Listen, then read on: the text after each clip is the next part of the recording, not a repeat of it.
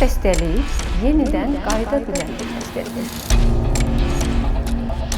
Dəraltı nahiyəyə də yayıla bilir, gözə də yayıla bilir.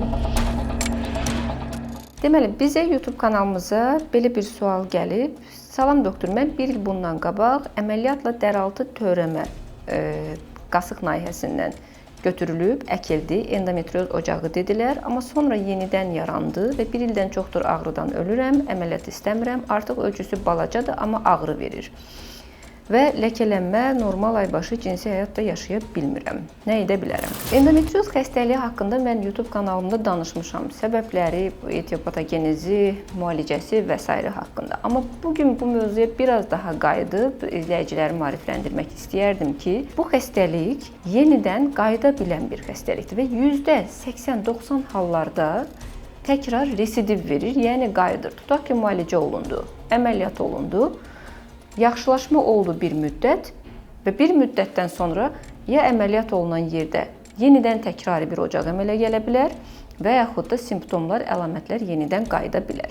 Və endometrioz qəribə bir xəstəlikdir. Bu endometrial toxumanın, uşaqlıq daxilində olan toxumanın bədənin müxtəlif nahiyələrinə yayılmasıdır. Məsələn, bu sualı verən bu izləyicidə dəraltı toxumaya yayılıb. Yəni endometrial toxuma, uşaqlığın içində olmalı bir toxuma dəraltı nahiyədən tapılıb.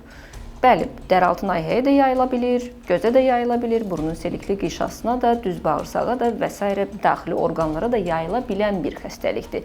Bunu kanserlə səhv salmayın. O tamam başqa bir xəstəlikdir. Yayılmaq deyəndə həmişə ağla bu gəlir. Endometrioz tamam başqa bir xəstəlikdir.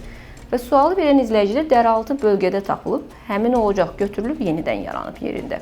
Ona görə endometriozlu xəstələri biz əməliyyat etdikdən sonra, hər hansı bir endometrioz ocağını götürdükdən sonra, istər bu daxili orqanlarda olsun, istər yumurtalıqda olan endometrioz ocağı olsun və yaxud da başqa nahiyədə olan, mütləq şəkildə uzun müddətli müalicə veririk ki, o endometrioz prosesinin özünü biz sakitləşdirək. O ocaqları sanki o prosesin özünü bloklayaq bir müddətlik.